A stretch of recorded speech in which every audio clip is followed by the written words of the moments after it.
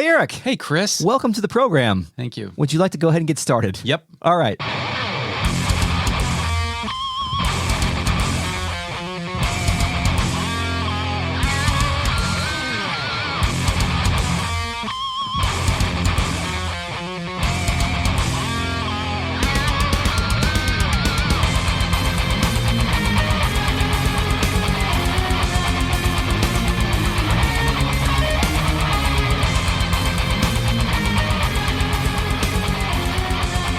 Welcome to Retro Brain Amnesia, a comprehensive podcast discussing classic Japanese role-playing games where we discuss them, Eric.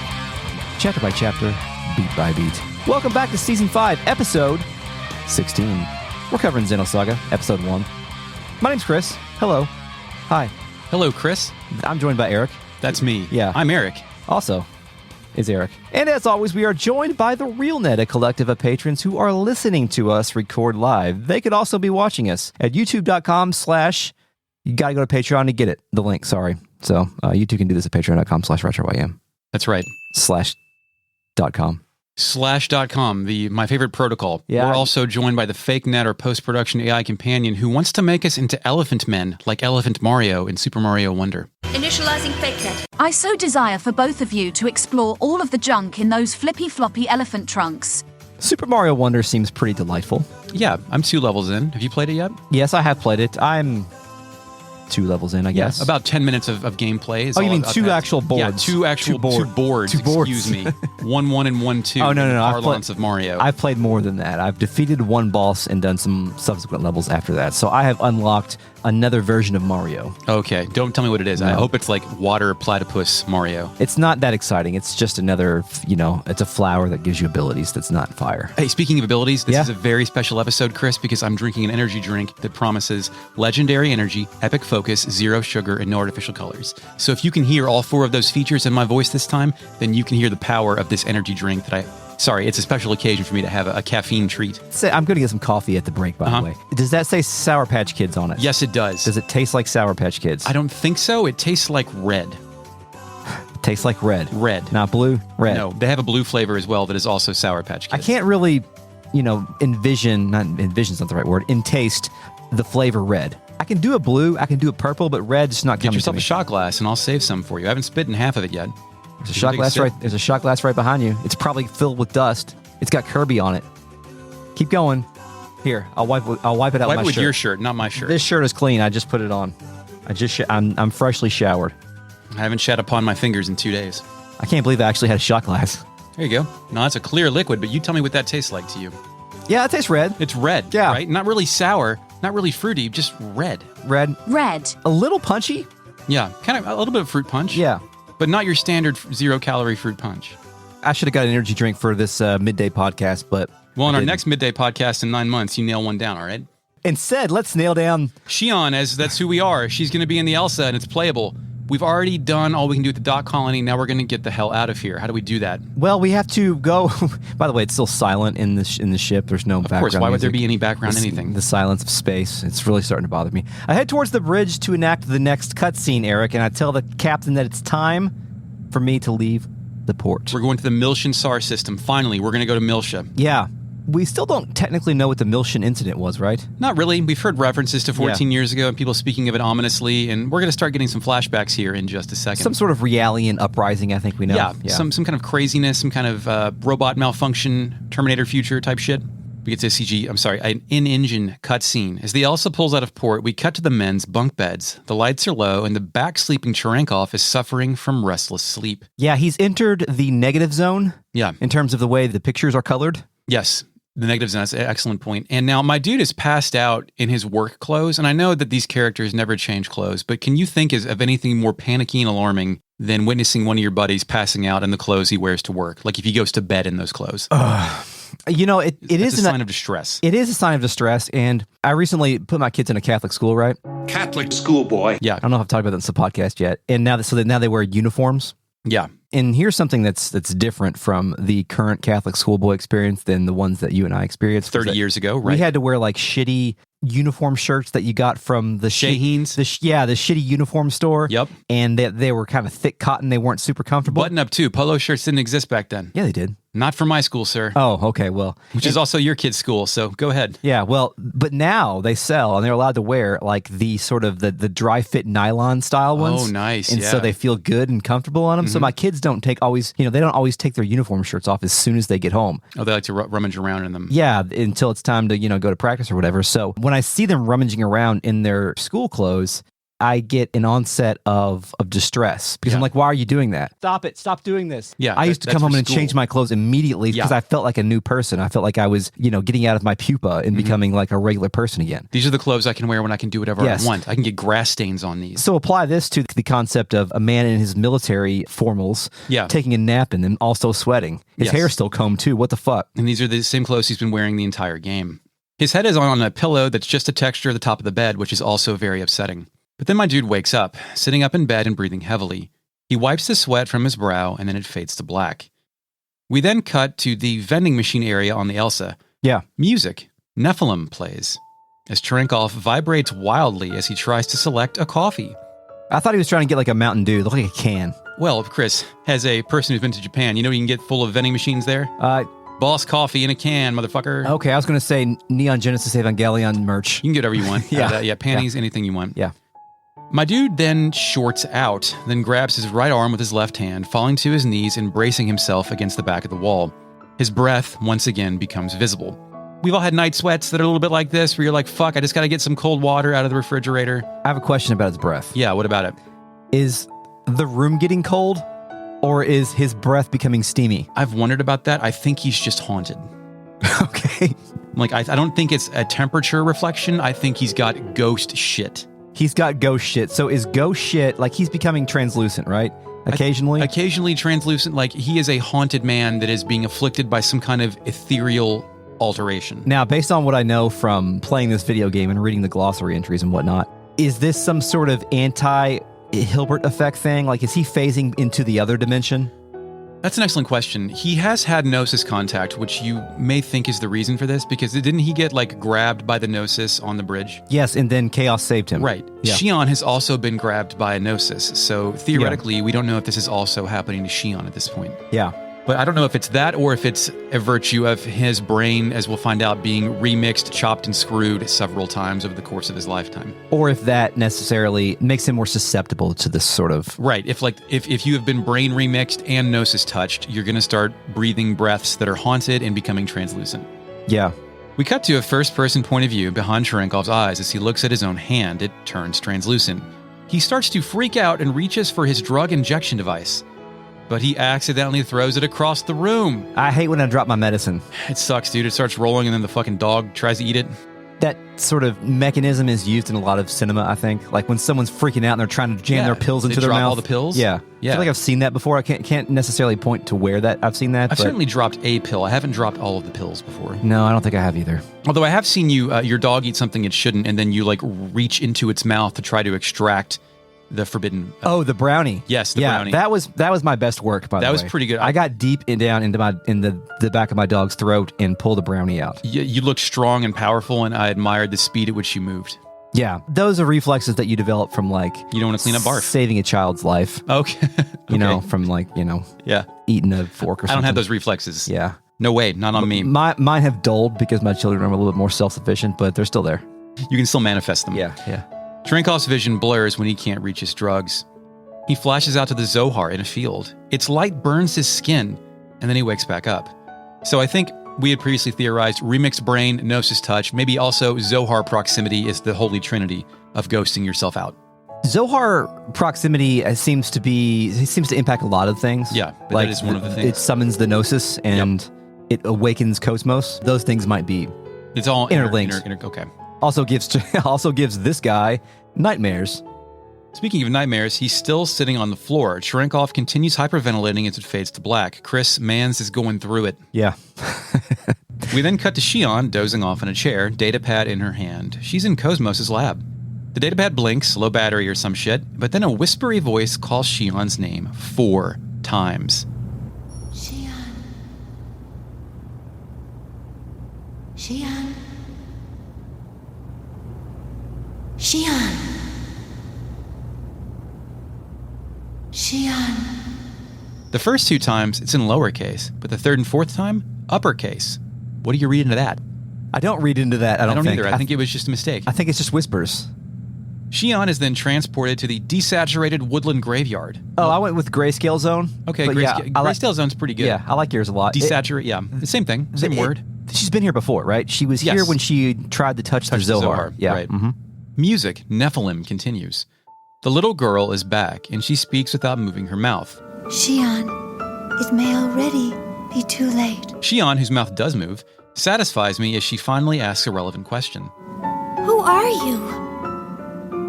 What do you mean, too late?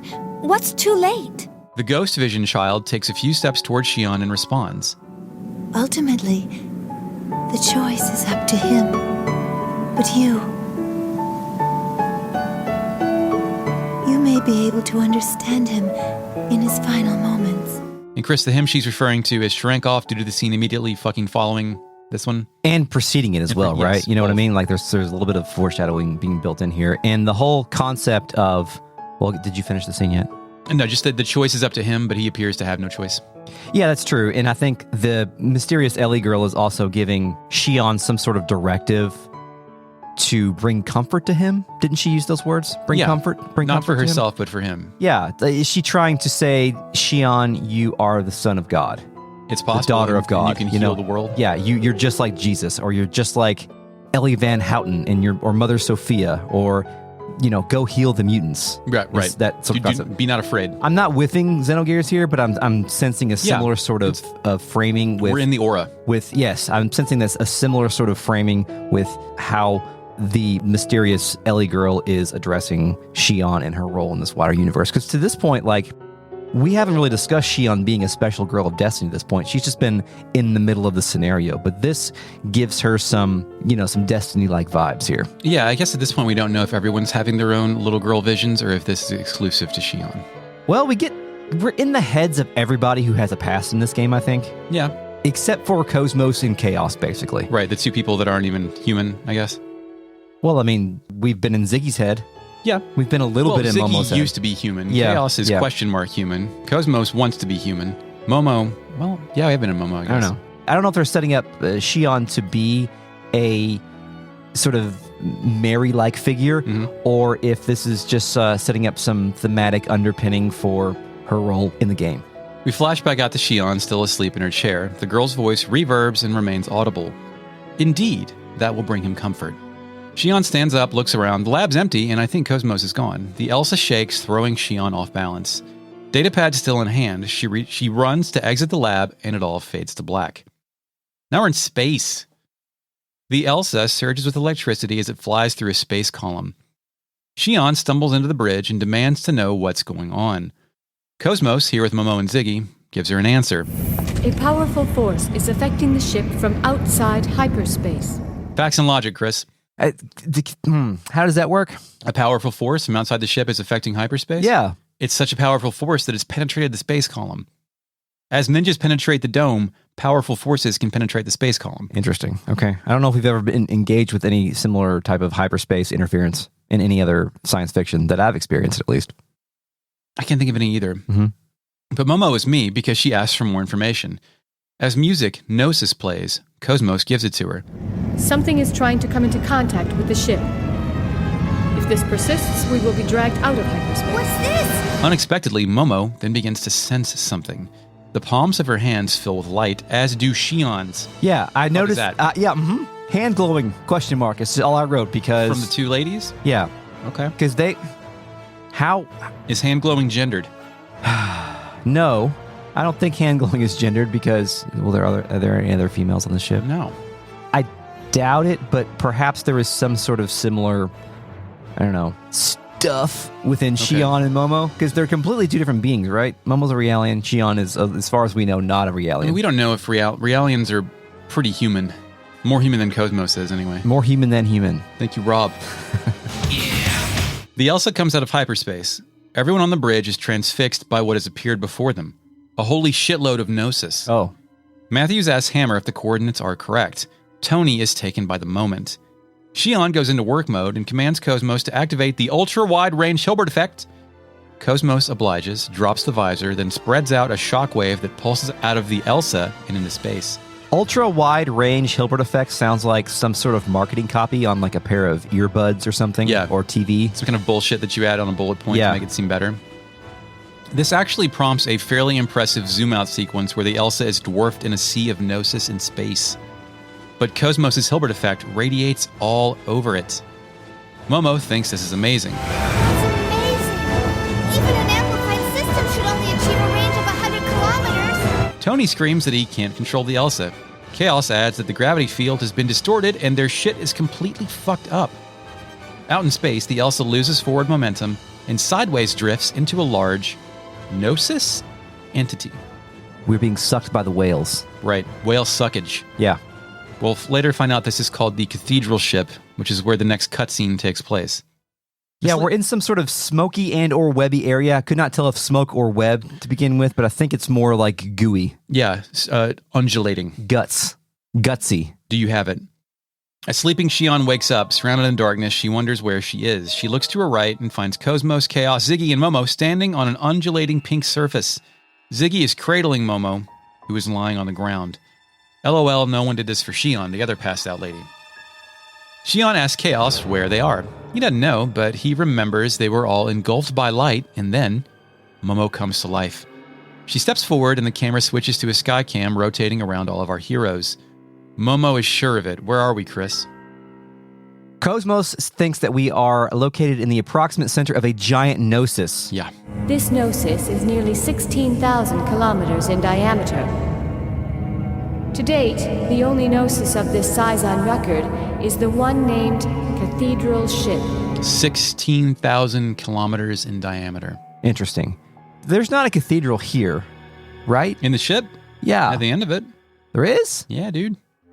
Yeah, my next thing is why the fuck would you call this Cathedral ship? Is even worth to ask why anything in a JRPG is called anything. Well, I was looking at an FAQ because I left my Brady Games document upstairs one day when I was playing the game. I was like, I'm just going to get this up on my phone to check something. Yeah. And I went to the one that was created before this game was localized. Okay. And this was just simply called the Gnosis Mothership. That's probably better. So I wonder if that was a direct translation and they didn't... Put some Jesus shit in there. Make it Cathedral instead of Mother. Yeah. Wait, Mother's Jesus too. Yeah. Damn. Can we figure that out? FakeNet, can you figure this out? Initializing FakeNet. There is no citation, but the fandom wiki says the cathedral ship received its name from the many shrine-like objects on its exterior and the countless gnosis that accompany it. Shion speculates that we were eaten. Chaos agrees that may not be far from the truth. Thankfully, Momo doesn't sense any activity from the gnosis on the outside of this thing. She speculates that they're all sleeping. Chris, what do gnosis do in their leisure time, or are they only killing machines? I don't think they experience leisure. They are simply... Wake up, kill, sleep?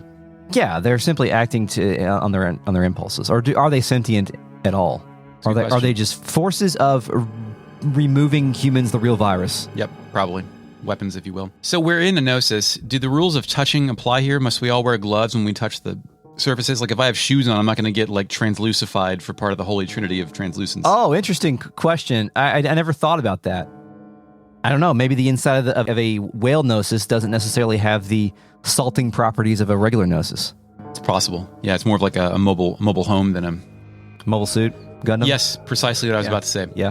Momo then remembers the Elsa exists, and she wonders what happened to all of our friends who are very conveniently are also not battle-ready party members. Yes. Ziggy hopes they're alive and that they're in here somewhere. Cosmos steps forward and surveys the scene. Her sensors have picked up a signal. It's the Elsa. Mm-hmm. And something else that is near it. Also, when Shion mentioned that Alan was missing, I genuinely had forgotten about Alan. Yeah. Because when I was writing this down, I was like, oh, the Elsa. The Elsa boys are missing. Tony, Hammer, Matthews. But Alan is also indeed a missing boy. Although it is faint, I am picking up a waveform similar to the Zohar that was taken from the Woglinde. Shion reminds the player what a Zohar is. But then Ziggy asks a more relevant question. How far is the Elsa from here? Cosmos, the GPS, replies that it's 10 kilometers from our current position. Chris, I can run a 10K in 38 minutes. Do you think this dungeon will take longer than that? Yes. Okay. Our party confirmed slower than me. My first 5K was 38 minutes. It's fine. You'll get better. Shion declares she's worried about Alan and the others. Chaos thinks we have no choice. We can't stay here. We must go find the Elsa. And I'm always curious what his motivations are because I think that's the true motivation, not like the bullshit. Yes. So if he wants to get on task, you know it's serious. Cathedral ship cutscene. Yeah. Somebody we didn't worry about was Trankov, That's and true. he's here, dazed and confused, wandering through the gross cathedral ship. Music, anxiety plays. He steadies himself on a nearby silverway. He wonders if this is real. He wonders if he's dreaming. He looks alarmed. A shot zooms in on his left eye, pulsing with disbelief. He doesn't think this is possible. He then flashes back to a darker colored Zohar. It looks like those darker seashells I see on the beach or an oil stain reflecting on multiple different colors of light simultaneously.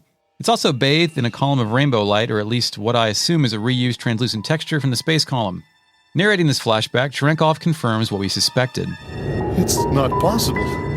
Ariadne vanished when the Zohar went out of control.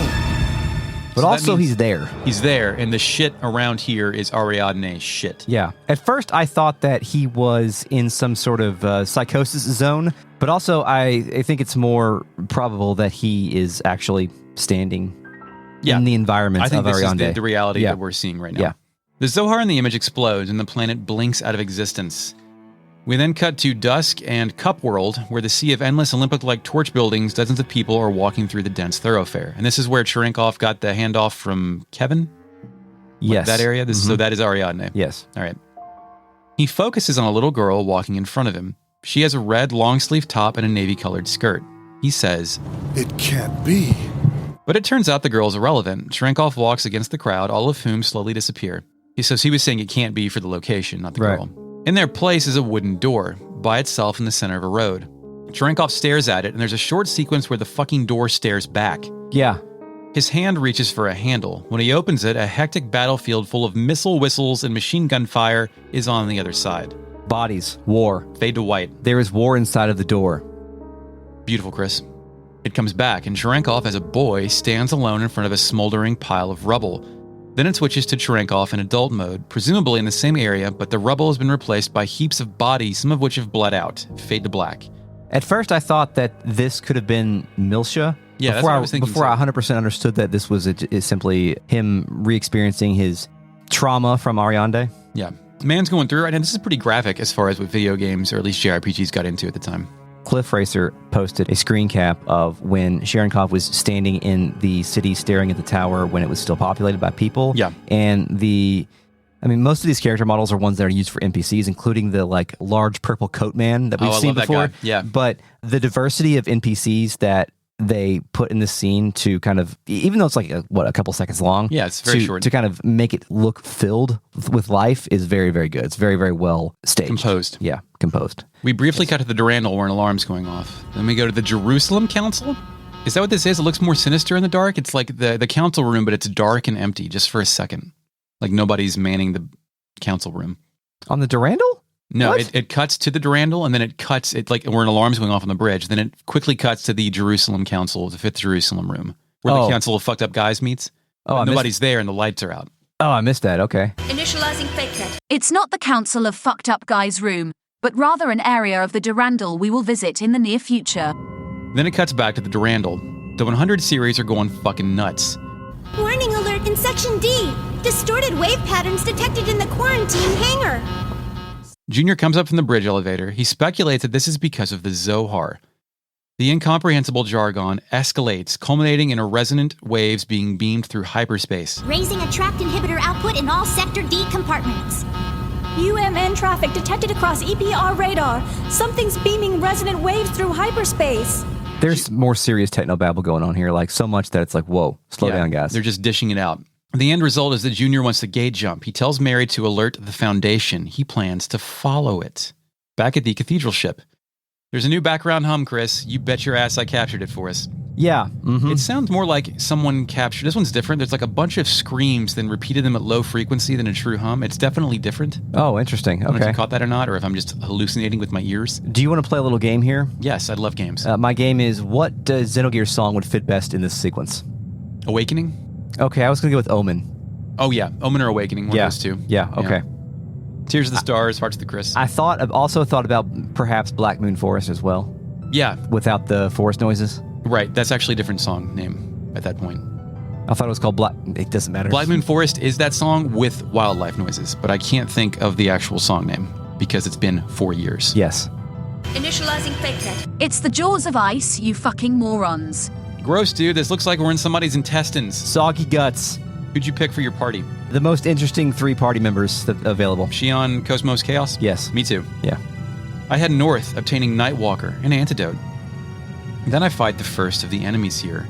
Yeah. Cerberus? Cerberus. Cerberus. It's like someone made Cerberus out of Porygon. Yeah, he's bull-like a little bit. It's weak to beam attacks. Does a super shitty party-wide fireball attack that sucks. It hits hard. As soon as it hit me, I was like, I should probably level up or check my equipment because it was pretty tough. They also have some ice techniques as well, so it's not like you can just coat up or anything here, and it just happens. Beam my code. Sure. Cathedral ship. It's already time for a cutscene, buddy. Yeah, you kind of wander through the corridor for just a little bit, go around the right, and you see a small cutscene where just as we are coming across a sign, like a billboard, just in the guts. We're narrated by Ziggy. So this is a cathedral ship. It does feel like we're inside a ship, but it certainly doesn't look like anything that belongs to the Federation. Chris, would it be more or less fucked if the Federation was making these Cronenbergian living ships? Oh, it would be more fucked up. You think so? Yeah, my general read on the Federation is that they are not into mad science, grossly incompetent. Okay, just trying to get shit together. I don't have any sense that anyone at the Federation is a scenario guy. I think they're just guys. And the Council of Fucked Up Guys is like our only present scenario. Like Kukai Foundation, we don't know who the fuck they are yet, but they could have some scenario guys up in there. Yeah, but I guess I'm talking specifically about the Federation government itself, and I think of like SOS as like even though that's part of the Federation, that's like they're acting independently in my opinion, or at least in my read at this point in time. Momo speculates that it could be an alien ship. Music anxiety plays as Shion points out an object in the distance. It's a sign, and it says Ariadne Central Shopping Mall. Momo points out that it's written in English, and I guess that happens in the original dub as well, which is weird. I think it's even weirder when Shion notices the sign is not stuck to the wall, but actually part of the wall itself. Momo speculates the sign is part of the Nosis.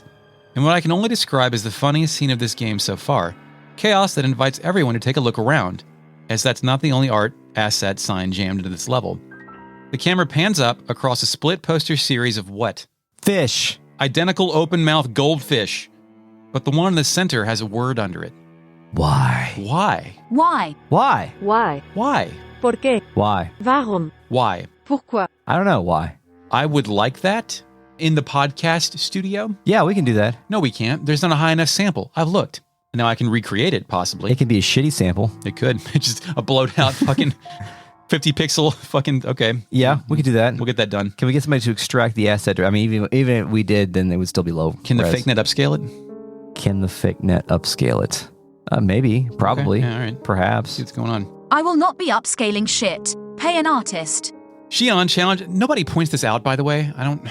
Shion challenges the belief that we're really inside a Nosis. Shion then dings out and flashes back to the little girl in black and white in the graveyard. She says, "Hurry, he'll be gone soon," clearly referencing Trankov.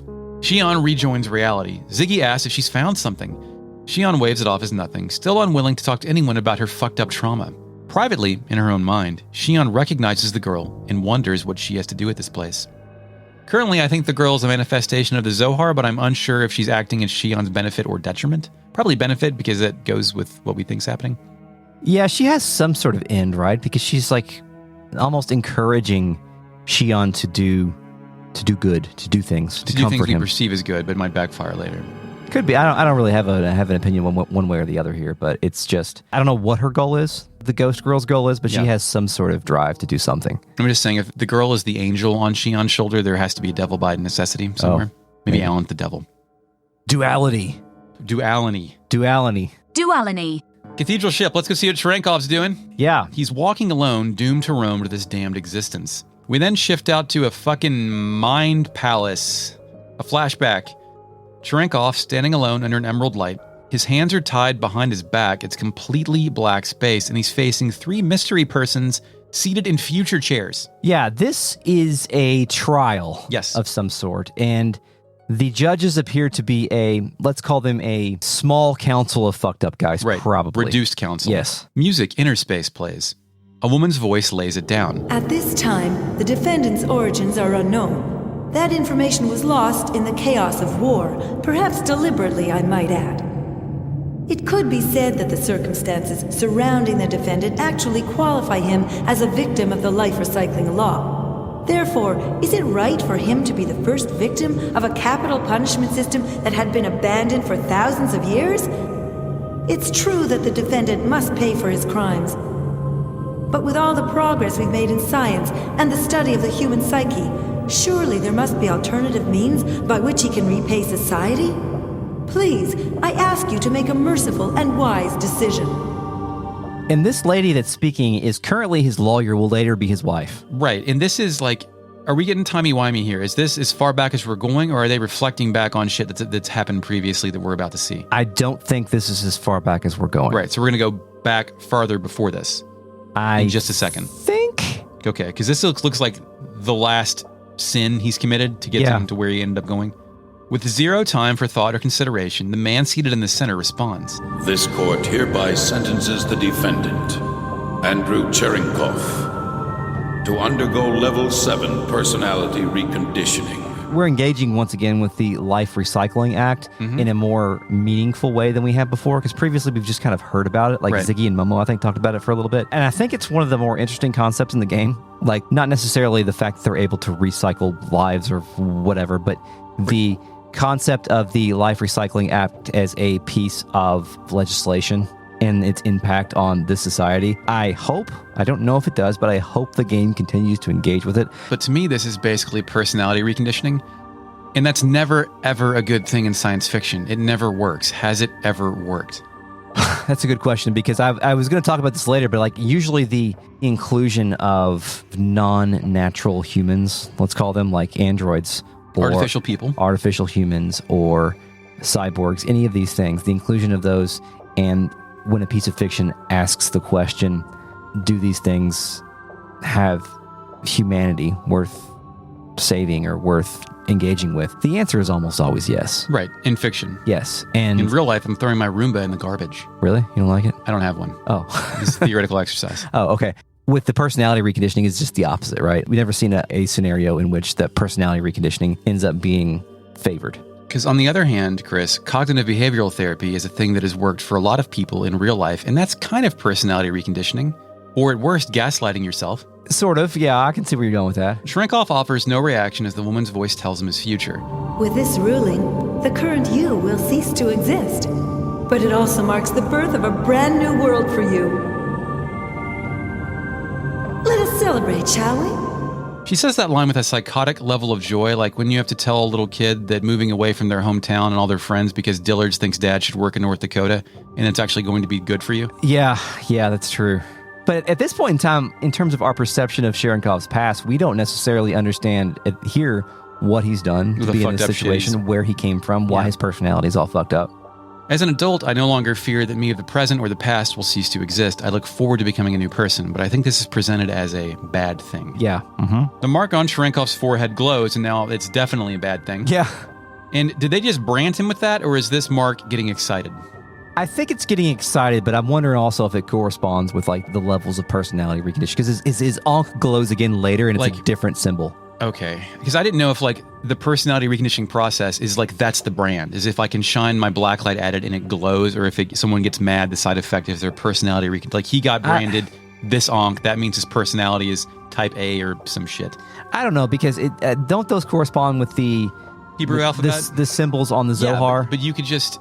The Zohar perhaps are the foundational elements of the personality reconditioning process from which the magic of it is derived. Yeah. And like you're branded a type Z Zohar. You're a type Z man now. You answer to mysterious men. I've always wanted to be a type Z man. Me too, dude. God damn. I'm so tired of being an alpha. I want to be a Z. Let me be a Z. Lord Z. Double Lord Z. I'll be Goldar. Yeah. We then cut to an aquarium. Yeah, I love tasteful aquarium shots. Yeah, it's delicious salt water. How many times in the boardroom when they were trying to get the second game off the ground did somebody say, stop doing these fucking aquarium shots, they take too long?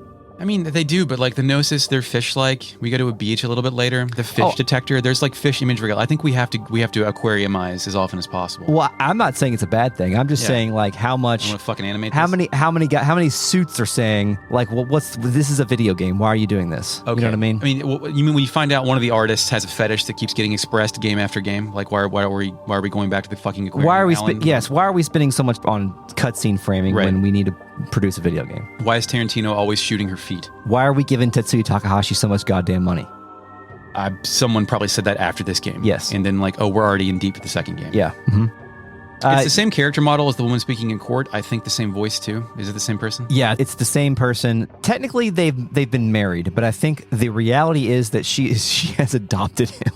I think so. Yeah, she's more parent than wife. Yeah. Yeah. Cherenkov enters this scene presenting a future document, like a translucent future document, to his former lawyer, now wife. Did you pause the game and see what it says? No. Would you like to know what it says? Yeah, what's it say? It says, notice of cloning procedure completion. God fucking damn it. So he's like, what the fuck is this shit? Why have you been cloned? What is the meaning of this? Why can't we have a child of our own? I didn't know this was a cloning document until right now. Here's my read on it. Okay. And I looked at the wiki to try to back this up, and it kind of agrees with me. This lady wanted to have a child. Right. And per Federation law or Life Recycling Act law or whatever, she got this dud. She can only apply, let's just call this, like it's in vitro fertilization, basically, if proper things are documented, like your husband is infertile. Okay. And he's very likely infertile because he's a fucked up guy. Yep, okay. You know what I mean? She later calls him like a fucking shitty trash bag of jeans or something later. Yep.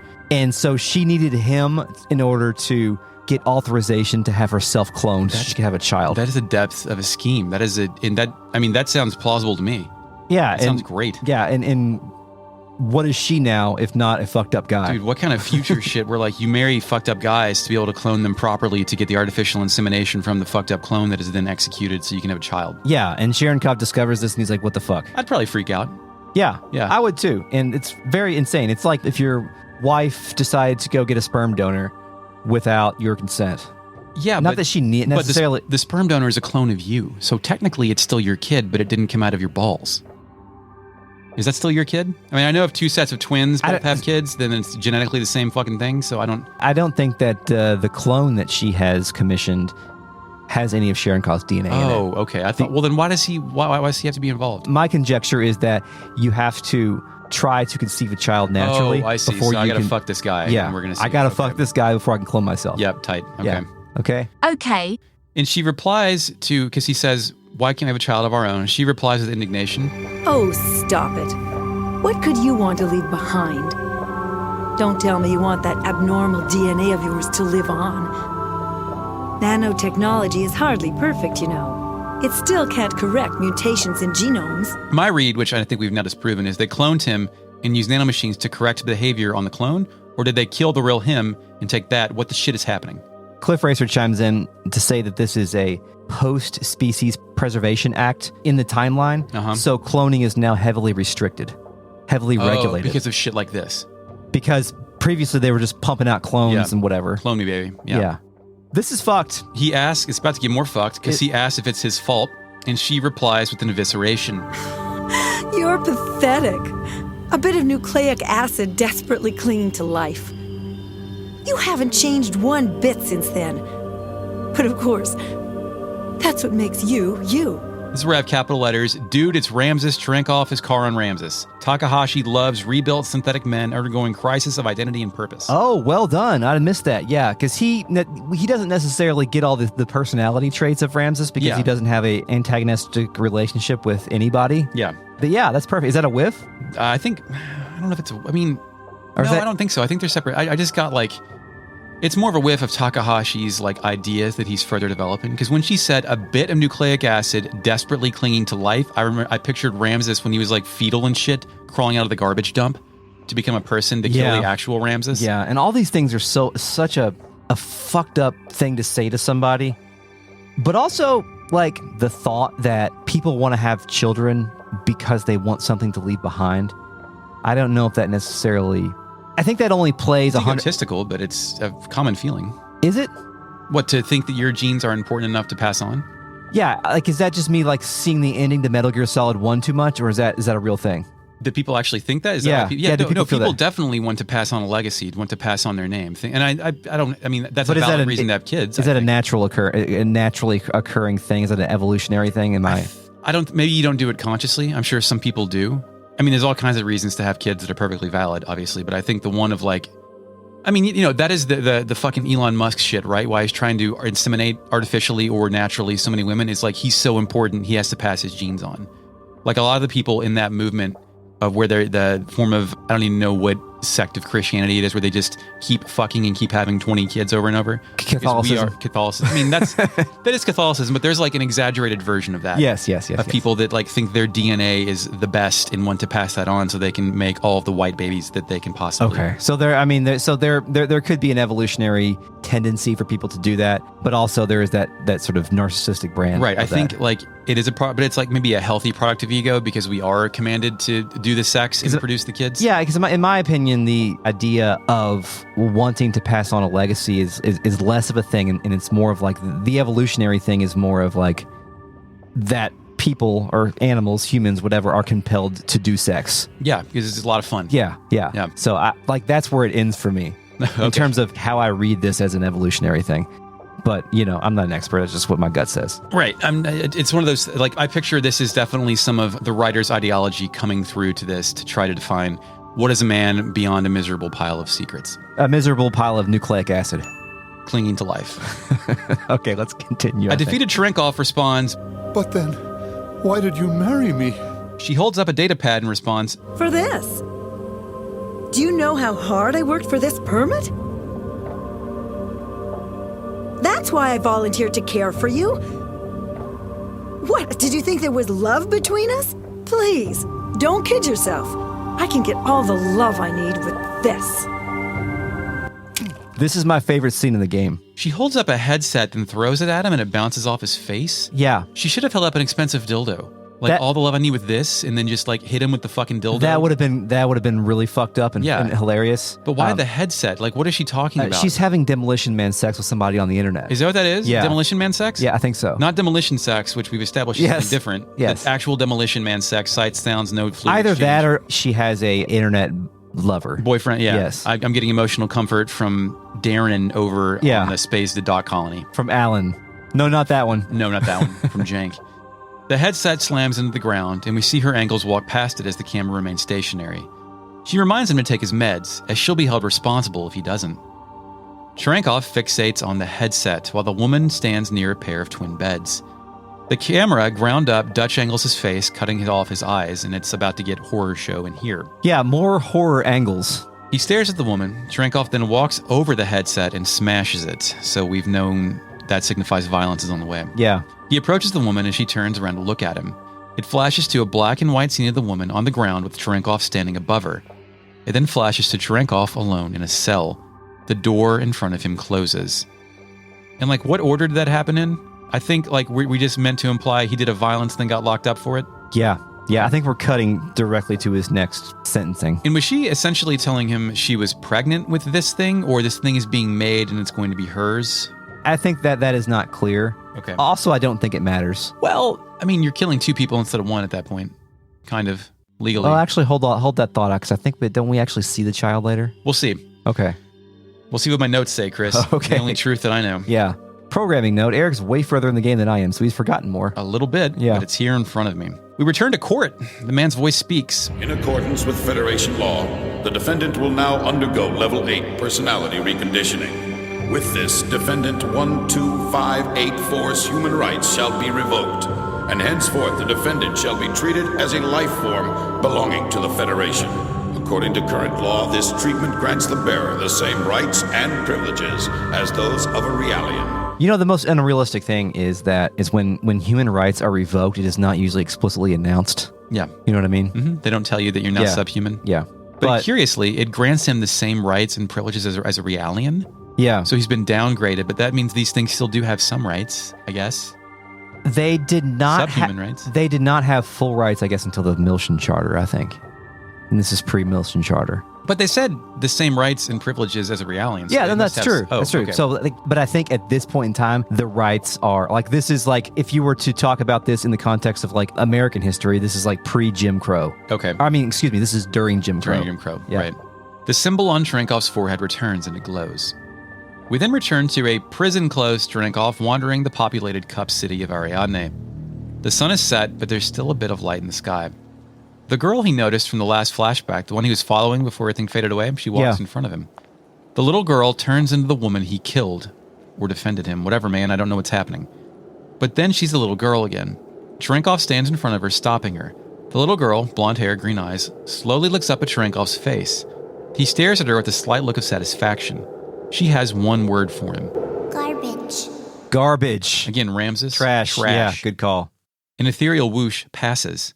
Trankov's eyes dilate. The camera shifts to a view of the sky and its scrapers, and Trankov screams the eternal scream. Now we're back at ground level. The colors invert to a photo negative, and Trankov has grabbed the little girl by the neck. Her body, from the hips down, dangles lifelessly. It hard cuts to Trankov back in the cell, off the bed, sitting on the floor.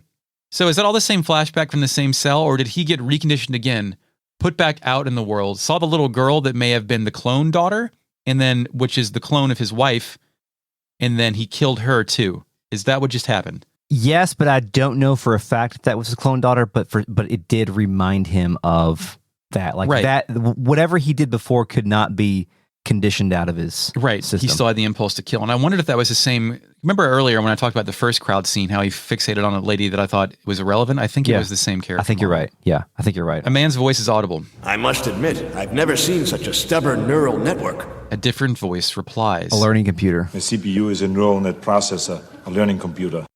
He's even rejected the level 8 procedure. A third voice says, In any case, he's still quite valuable to us. We can use him as a test subject for the level 9 procedure. And is this like some Darth Vader shit where like this dude's totally fucked up and got all of his appendages cut off, but like he's too good to throw away completely for what we need to use him for? It has to be, but I don't think why keep him around? I don't think 100%, but like also this guy has gone through so many levels of bureaucracy here in terms of like the personality reconditioning stuff is that now they finally have somebody who can go to the next level. Okay. Because everybody else is... He's been remixed so many times and he's still withstanding and standing upright. Yeah, and no one else... Hit him again. Yeah, and no one else has really been down that road yet. Trankov's cell door very slowly opens again from his point of view. Now it's dusk, the sky is orange. We're in front of some cylindrical buildings. Bodies are lined across the surface of the front of the building. A ship flies overhead, setting down on a landing pad. It's a UTIC ship. Yes, one that we recognize. It cuts to the dead people floor, with Trankov sitting by himself, arms wrapped around his knees. Not a good position to be in, Chris. Yeah.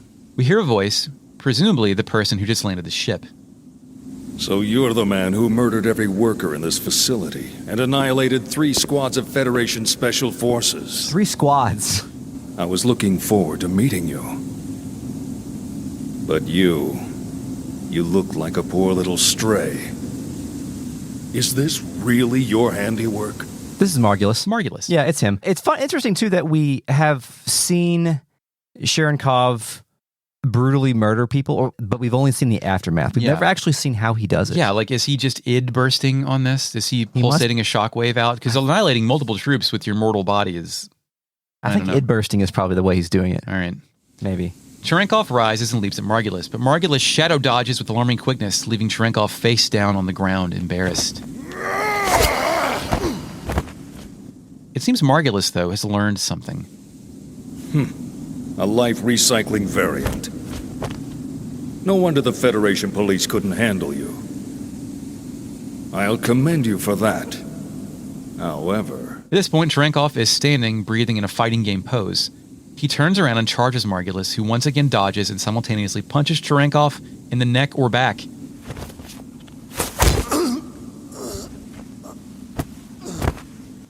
Trankov falls and rolls onto his back, and Margulis notes, Reality is cruel, is it not? A UTIC soldier appears and tries to tell Margulis about the 308th Volgata Division.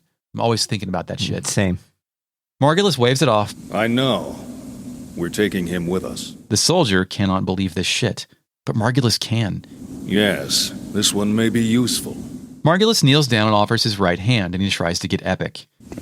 All you ever wanted in life was to leave behind a legacy. Isn't that right? The camera then cuts to an angle that frames Margulis' head from Trankov's point of view, like in an angelic light, like Margulis is his savior. Yeah. Now show me the proof of your existence. To me alone. Which is some swear to me shit. Swear to me. Trankov just stares back and squints like he's staring at the sun. Also, I thought Margulis was just an asshole, but he's also a scenario guy.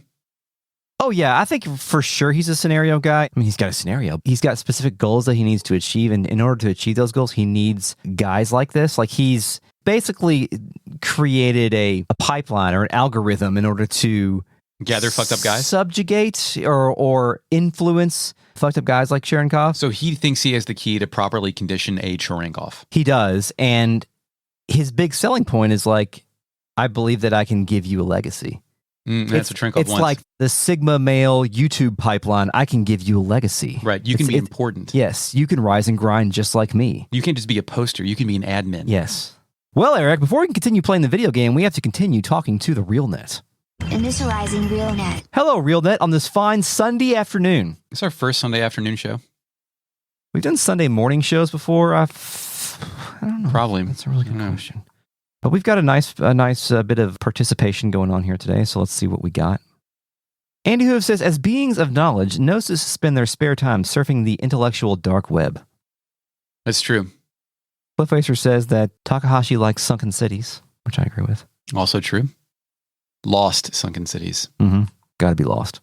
Andy Hoof says, why are all the buildings giant blenders? Are they making Soylent? They do look like silos. Yeah, maybe they're missile silos. Maybe it's just weird Ariadnan architecture that we are not familiar with our human minds. Cliff Racer says, I'm fairly certain the scene with the bodies is Miltia. So perhaps. That would make more sense if that was Miltia, because the whole issue with Ariadne, am I saying it right? Doesn't matter. Is the planetary disappearance, not necessarily any sort of massacre. But we don't know if there was any violence there either. It's true. Like, could have been somebody trying to cover some shit up. Psycho Paladin Jr. says Sharonkov's whole entire arc is a succession of screwings. Yeah. It all comes back to sex. Is Trankov and incel. He was designed that way.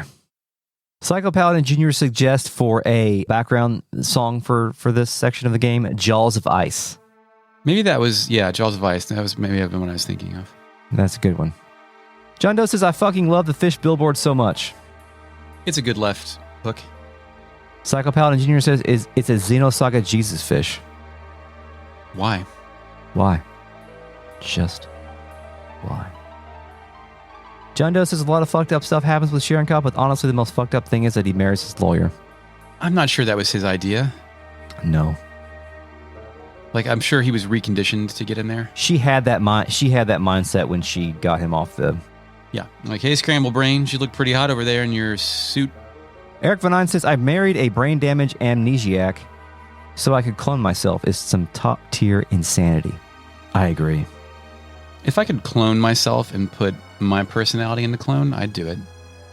Yeah. John Doe says, a lot of people who think they need to pass on their genes are fucking racist too, LOL. Yeah. Mm-hmm. Mm-hmm. Eugenic starter kit. Yeah. Cliff Racer says, I just thought of it, but the headset is probably for encephalon diving, which goes beyond regular VR. Yeah, that is Demolition Man sex then. Yeah. It's interactive. Here's some timeline things for us. Transcend Christ. 4753 is the Miltian conflict. 4754 is the Species Preservation Act. 4763 is the Miltian Charter. And 4765 is the Cosmos Archetype Incident. Cool. Please refer to this later. John Doe says, Trankov being a guy who got turbo-fucked by a war and was in and out of prison for years afterwards till he found meaning and structure by joining an underground militia cult is actually a chillingly realistic backstory. Yeah. I sympathize with him more now. He gets a whole goddamn movie. Yeah. You know? This is the Trankov chapter of the game. And I wonder how much more effective it could have been if he was like a playable party member. Yeah, if he was part of our squad. And then he just got fucking... He becomes what he becomes. Yeah, because we know he's a capable fighter. Yeah. I thought that. I mean, I know that there's probably not room to. I mean, not that this game is fully fleshed out and balanced mechanically, but he could have been there. I know if at one point I wonder if he was. Yeah. Alrighty, RealNet. Thank you for your participation. We'll see you in a moment for the next episode of Retrograde Amnesia, or a week depending on where you are. This episode was recorded on October 22nd, 2023. You can reach us by email, podcast@retrogradeamnesia.com. Find us on Twitter or X.com. Okay. X.com/retroamnesiapod. We're on Blue Sky. I don't know the URL, but it's in the show notes. I've put it there now. So there you go. You can support us on Patreon at patreon.com/retroam and get bonus access to early access bonus episodes, and access to the real net. Until next time, Eric. Thank you, Mark Shepard, for the music. Chris, yeah, you're welcome. And thank you to WorldSyn for the podcast artwork. It rocks. Until next time, Eric. Why? Why?